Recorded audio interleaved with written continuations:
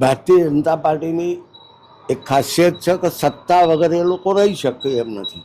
આ પંચાયતી રાજની ચૂંટણીમાં, લોકલ ચૂંટણીની અંદર પણ, નગરપાલિકાની અંદર અમારા ઉમેદવારોને જણાય તો ધમકી આપે છે, જરૂર જણાય તો બીજા સત્તાનો ઉપયોગ કરે છે, સરકારી તંત્રનો ઉપયોગ કરે છે. ને એથી પણ ન ચાલે તો એ નાણાંથી ખરીદીને પણ અમારા ઉમેદવારોને ખસેડી દેવાના, બિનહરીફ કરવાના પ્રયત્નો ચાલે છે. ત્યારે મીડિયાના માધ્યમથી અમે પ્રજાને એક સંદેશ આપવા માગીએ છીએ કે જ્યારે સરકારી નાણાં દ્વારા લૂંટ કરીને એ જ પૈસાથી તમારા ઉપર સત્તા જમાવવાવાળા ભારતીય જનતા પાર્ટીના શાસકો હિટલરને પણ શરમાવે એવા છે. ત્યારે આ નાણાંથી ખરીદી અને સત્તા મેળવવાનું જે ચાલે છે એને બંધ કરવું જોઈએ. અમારી માગણી છે કલેક્ટર સાહેબ અને આ પ્રશાસન સામે કે તમે આવા લોકોને રોકો અને જે નાણાંથી અમારા ઉમેદવારોને ખસેડવા માટેનો જે પ્રયત્ન છે એ બંધ કરવો જોઈએ.